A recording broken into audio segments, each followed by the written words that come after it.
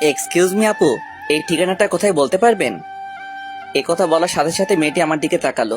আমি তো সাথে সাথে ক্রাশ খেলাম। ওর থেকে চোখ ফেরাতেই পারছি না। মেয়ে তো নয় যেন একটা পরী আমার সামনে দাঁড়িয়ে আছে। এই যে মিস্টার, তা কি যেন বলছিলেন? আপু আসলে আমি এই শহরে নতুন এসেছি, ঠিকানাটা কোথায় যদি বলে দিতেন। এই বলে ওর হাতে কাগজটা দিলাম। আচ্ছা ঠিক আছে। তারপর মেয়েটা ঠিকানাটা হাতে নিয়ে কিছুক্ষণ দাঁড়িয়ে রইল। কি ব্যাপার, এতে তো আমাদের বাড়ির ঠিকানা লেখা আছে। সোজা গিয়ে ডান দিকে যাওয়ার পর 3 নম্বর বাড়িটা। ধন্যবাদ আপু। আচ্ছা আপনার নামটা কি জানতে পারি? নাম দিয়ে কি করবেন, যান বলছি এখান থেকে। ওরে বাবা কি রাগ!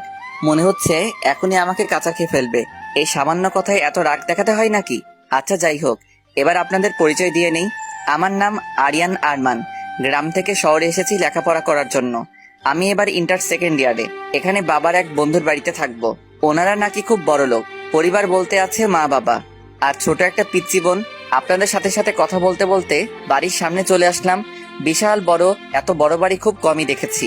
যেই গেট দিয়ে ঢুকতে যাব, দারোয়ান পথ আটকে দাঁড়ালো। কি ব্যাপার, এভাবে কিছু না বলে হুট করে ঢুকে পড়েছেন কেন? আসলে এই বাড়ির মালিকের সাথে কথা আছে, উনি আমাকে আসতে বলেছে। 1 মিনিট দাঁড়ান, আমি স্যারকে ফোন দিয়ে বলছি। আচ্ছা ঠিক আছে, দেখতে পারেন। তারপর দারোয়ান ফোন দিল। হ্যালো স্যার, গ্রাম থেকে একটা ছেলে এসেছে আর আপনার খোঁজ করছে। ওকে ভিতরে পাঠিয়ে দাও।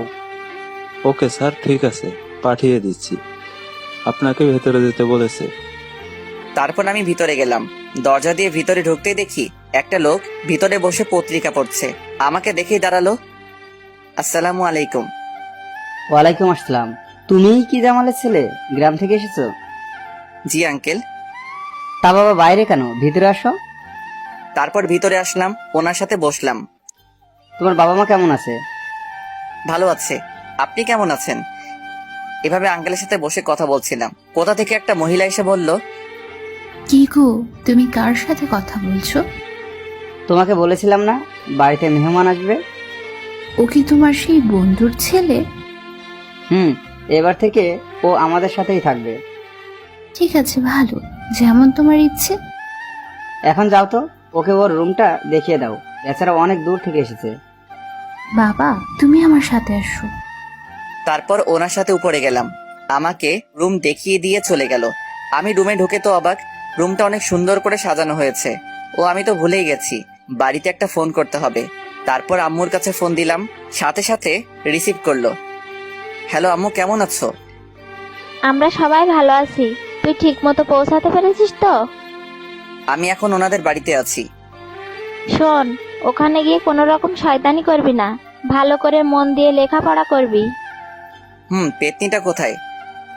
এই তো আমার পাশেই আছে। তুই চলে যাওয়ার পর থেকেই মন খারাপ করে বসে আছে। আচ্ছা ওকে ফোনটা দাও। এই নে ধর, তোর ভাইয়া কথা বলবে। ও হাত থেকে ফোনটা নিল। তা আমার পেতনি বোনটার কি হয়েছে? মন খারাপ কেন? আপনাদের তো ওর নাম বলতেই ভুলে গেছি। ওর নাম হচ্ছে রাজিয়া। এবার ক্লাস 10-এ পড়ে। তুই আবার আমাকে পেতনি বললি? তা তোর মন খারাপ কেন বল? তোর জন্য। ভাইয়া, তোকে অনেক মিস করছি। আমিও তো আমার বোনটাকে মিস করছি, কি করব বল? এই ছাড়া তো আর কোনো উপায় নেই। লেখাপড়া তো তুই এখানে থেকেও করতে পারবি, শহরে যাওয়ার কি দরকার ছিল? দরকার আছে, তুই বুঝবি না। এখন আর মন খারাপ করতে হবে না। আর শোন, কারোর সাথে কোনো দুষ্টামি করবি না। এই কথাটা আমার তোকে বলা উচিত। আচ্ছা ঠিক আছে, আমিও কোনো দুষ্টামি করব না। বাবা বাড়িতে নেই। তোকে এগিয়ে দেওয়ার জন্য বের হলো যে এখনো বাড়িতে আসে নাই। আচ্ছা ঠিক আছে, এখন রাখি, পরে কথা বলবো।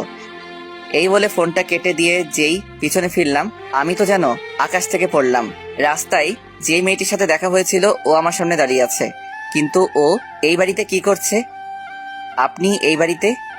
আজব তো, আমার বাড়িতে আমি থাকবো না তো কে থাকবে? আপনার বাড়ি মানে?